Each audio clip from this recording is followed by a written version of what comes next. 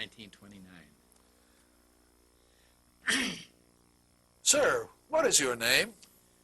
My given name or my adopted name? First, whatever you want. Well, I was born Gordon Arthur Kelly. Yes? And I changed the Gordon as the second name and became Arthur Gordon Linkletter after the name of my adopted parents. I was adopted at the age of about a month. In what year were you born? 1912. Where? In Moose Jaw, Saskatchewan, Canada.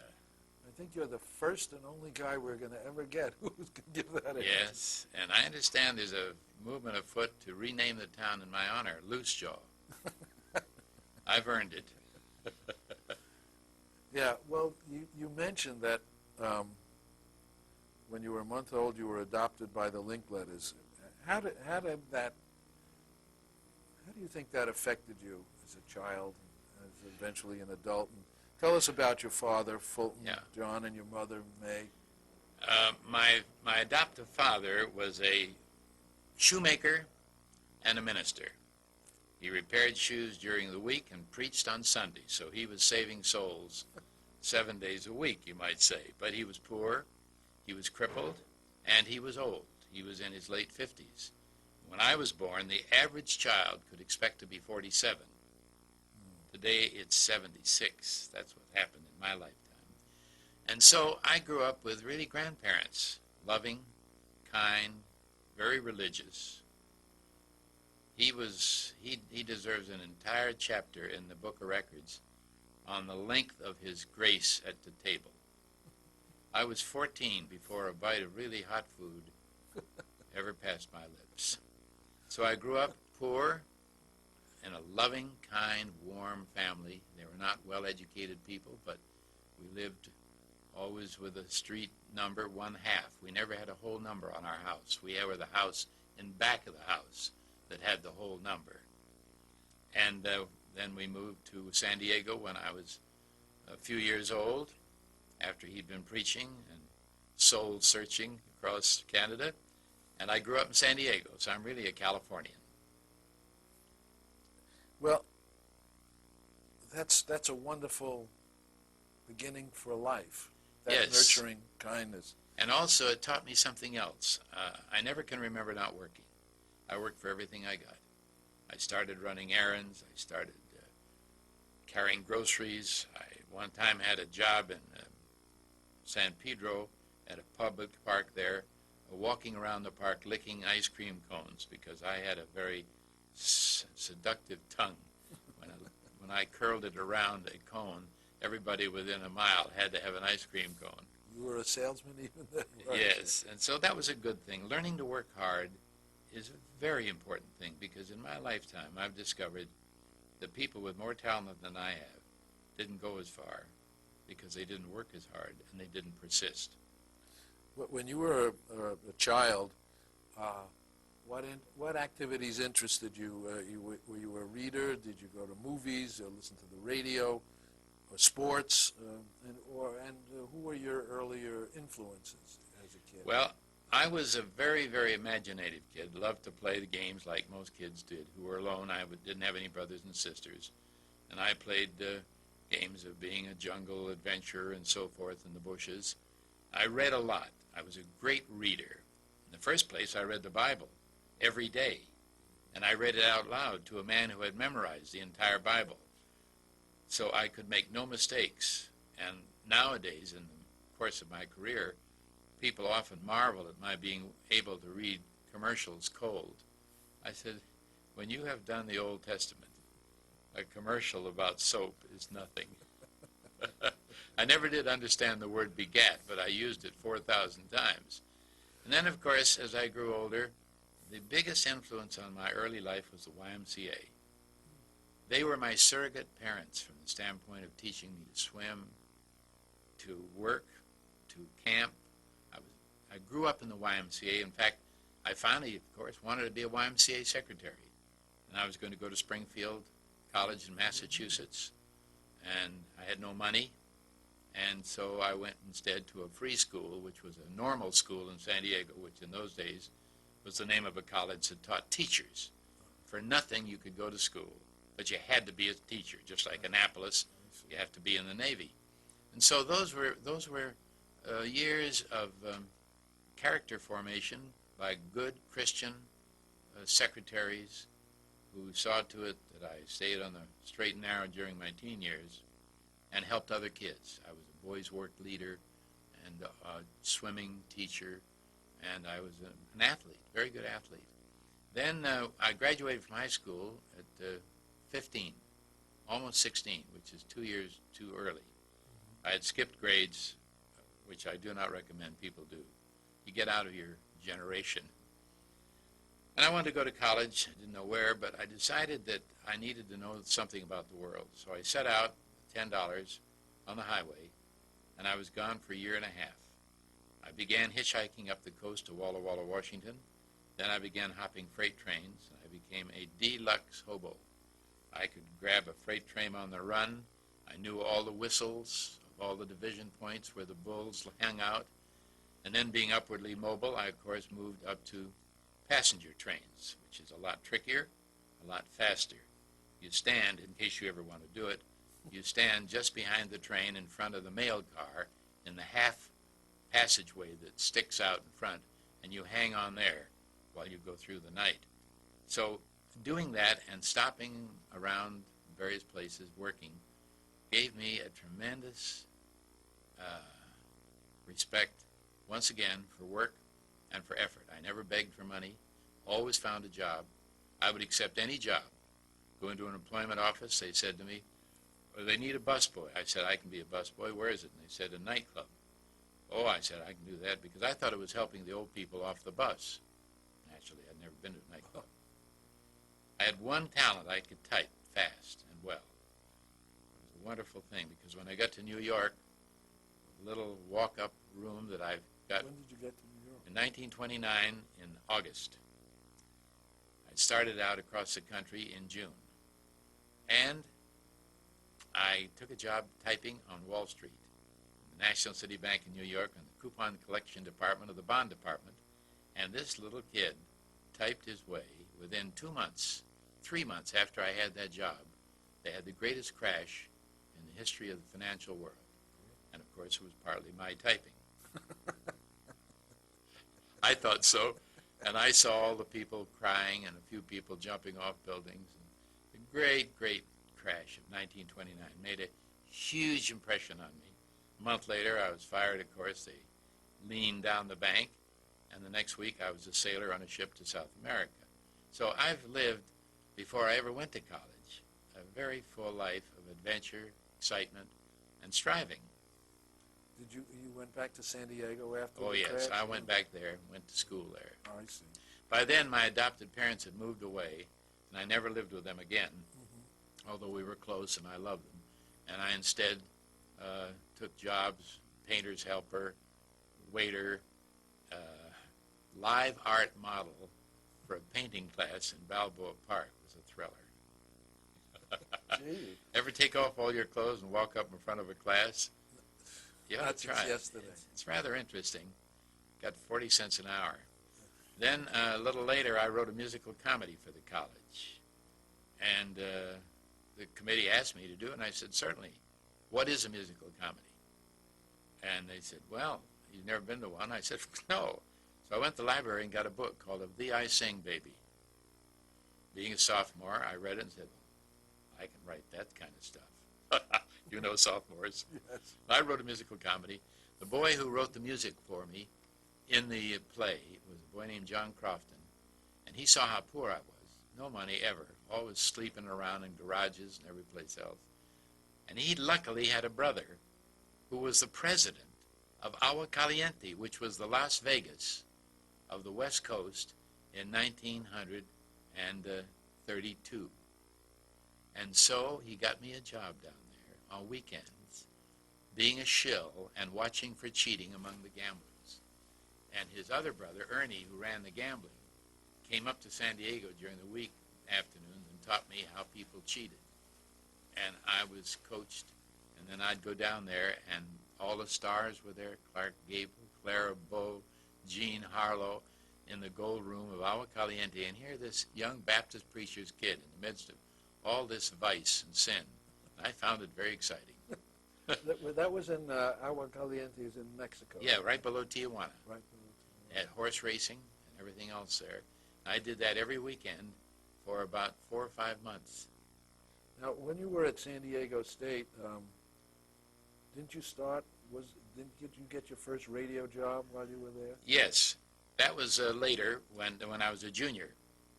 I was making Waldorf salads in the school cafeteria, which was one of my many jobs.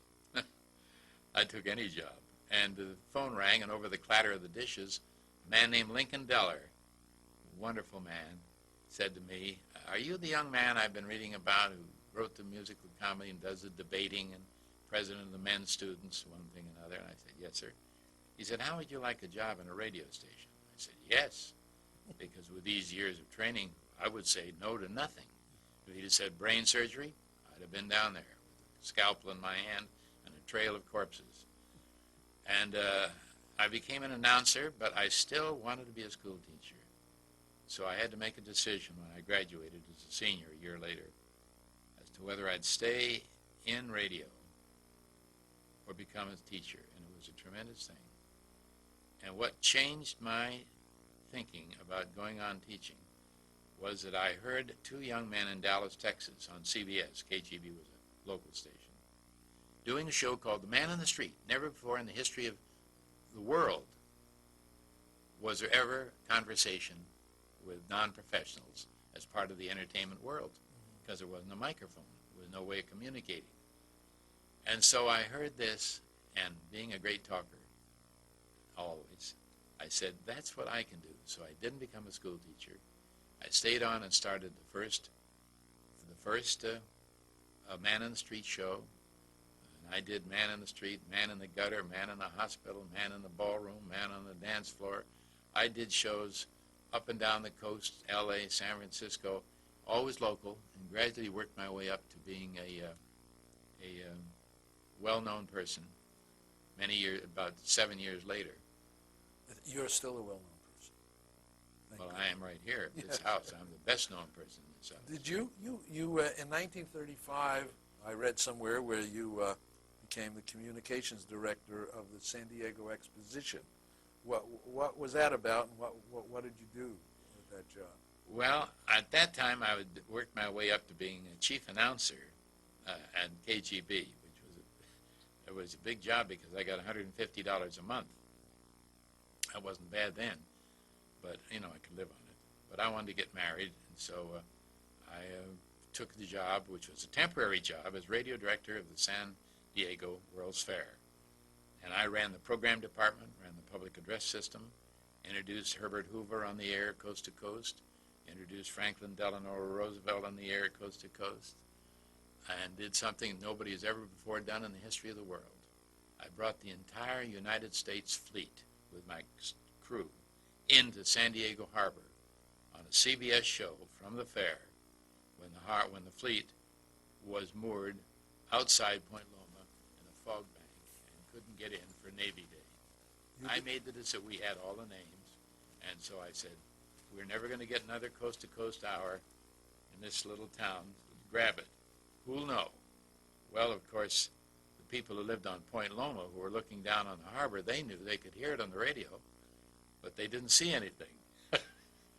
You created the picture, which was the magic of radio. Radio could do that. Yes. Jack Benny once told me, backstage at a nightclub I was working at with him at Lake Tahoe, he said, Art, he says, I miss radio. He says, we created a picture of my underground vault, and my Maxwell, and the other things that we never can create on television. So that's what radio does and did. So you created this whole thing of the fleet coming in, and there wasn't a boat in the water. No, and the next day I had a call from the public relations man of the Admiral of the United States Fleet, which was our home port, to report at his desk. So I did a little advanced thinking, and so when he asked me how I had the temerity to bring a fleet into the harbor, its home harbor, when it was out at sea, I said, Mr. Admiral, I said, I've given a lot of thought to that before I made the decision. And I thought that all the taxpayers in the Middle West would never understand that the money they built and operated, the greatest fleet in the world that couldn't get into its own home port, would be a waste of money. He says, oh, well, don't do it again. That was, what a gutty, nervy kid I was. Well, but if you don't have some of that in you, you don't go anywhere in this business. of course. You got to say yes to a lot of things that you wonder if you can do. And more important, you've got to admit when you don't get them done, you can get up off your behind and try again. Because anybody who cannot stand rejection better not be in this business. I had plenty of that. Well, yeah, I think you have, because I heard that in 1937, I didn't hear, I read it. You were the program manager at the San Francisco International Exposition, and I Yes, understand that didn't work out too successful. Well, I had gone from San Diego to Dallas, Texas in the interim and become radio director of the Texas Centennial. And while I was there, a drama professor and a history professor wrote the central theme spectacle, the cavalcade of Texas under Six Flags. And it was such a lousy job that before the fair ever opened, they said, don't we have a guy from Hollywood? I wasn't really from Hollywood, I was from San Diego. And I said, yes, I'm from down there. And they said, can you rewrite this whole thing? And I said, yes. I rewrote it, and it was the theme spectacle of the fair, and it was a big success.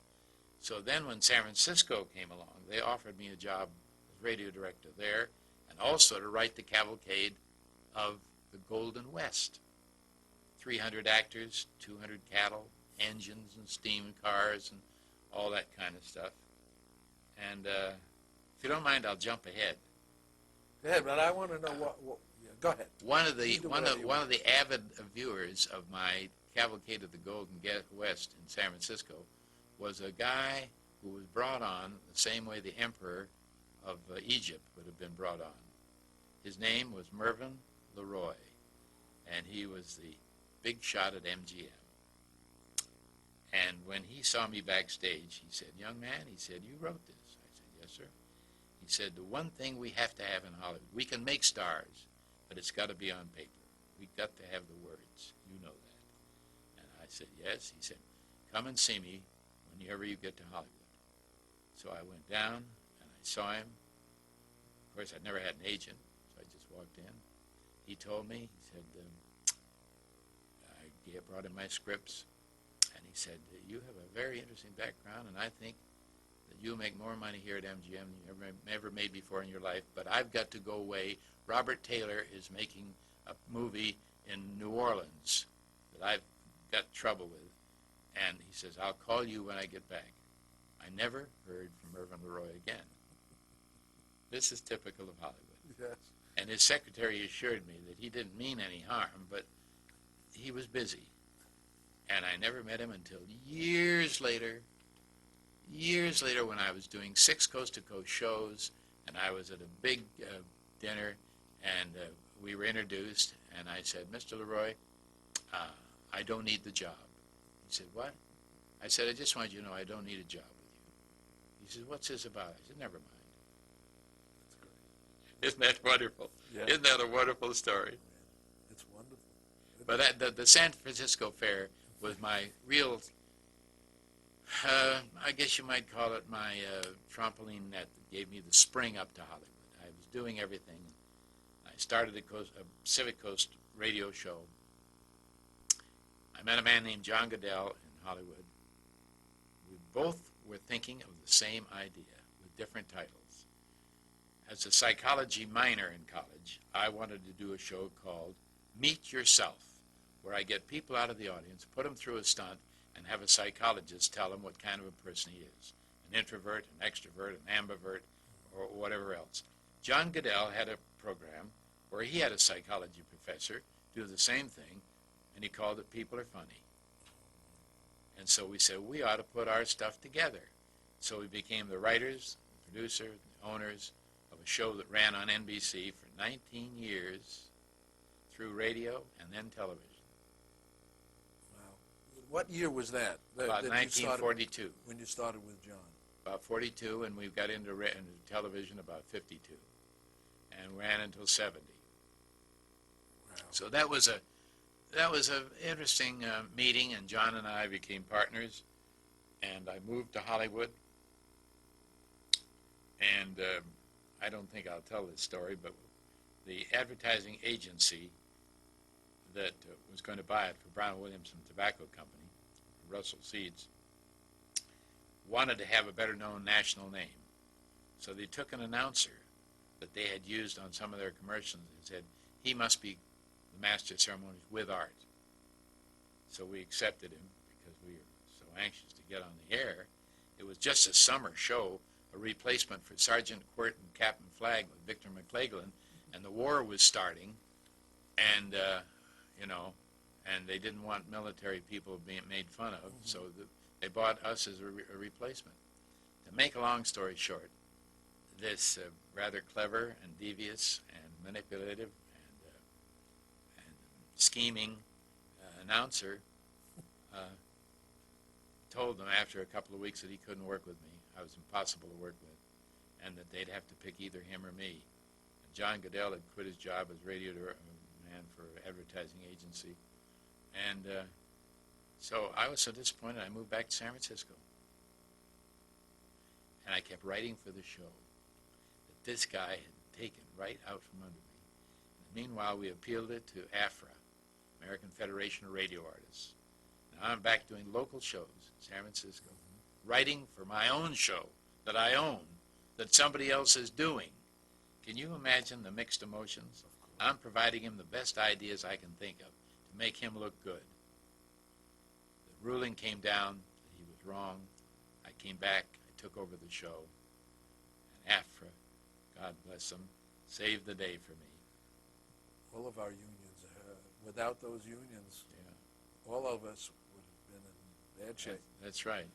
That's quite a story, but it shows you what you have to go through. And you can imagine going back to San Francisco as a young guy who had been the big star at San Francisco. I did 10, 12, 14 shows a week up there. I was making $100,000 a year in San Francisco in 1942. It was big money, big money. It'd be like $1 million today. And so I go back, and I know a lot of them said, well, smarty-ass Art Linkletter went down to Hollywood to be a big star. Didn't make it, did he? Because you know the old saying in show business, it's not enough that you succeed, your friends have to fail. And then let's see, in 1946, you appeared in your first film. Yes, right? People Are Funny. Oh. Paramount Pictures. The Dollar, Bill Dollar and Bill Pine. And with me was Rudy Valley, Ozzie Nelson, Jack Haley. And I found at that moment that I was not meant for movies. I couldn't stand the ways they're disjointedly put together, the repeated takes. It's like manufacturing an automobile, part by part, and I was used to an audience. If it was good, I knew it right then because the audience told me, and I either changed it or quit what I was doing. What was your role in that film? What did you do? I was I was me. Oh. I didn't use my name, I don't think, but and Rudy Valley was a promoter, and Ozzie Nelson was a millionaire sponsor. And I learned what making movies was about. It was kind of startling. Different language, different kind of people, and I didn't make much money, and the show did all right. Subsequent to that, I made one other movie, and this was a real biggie, good one, called Champagne for Caesar with Ronald Colman and Vincent Price. And that was really an experience in movie making.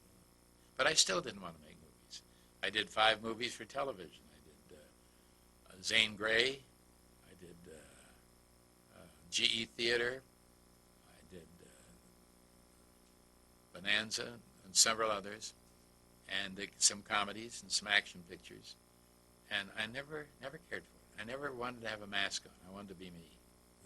Well, you certainly proved you could work. And after People Are Funny, But so, of course, we started House Party. Yeah, That was the big thing because that was 5 days a week on CBS. you and John Goodell. Mhm. And we also had another show on the air at that time in the summer called Earn Your Vacation with a guy named Johnny, what was his name again? Oh, yes, Johnny Carson, who was a young guy struggling to get ahead. He'd come out to replace Jack Benny for the summer, remember? And then he was trying to find things to do, so I first met him there.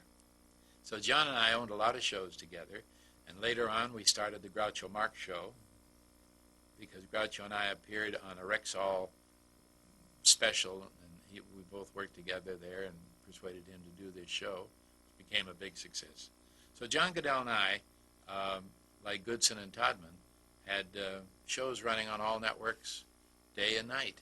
Groucho show was You Bet Your Life. Yes, You Bet Your Life.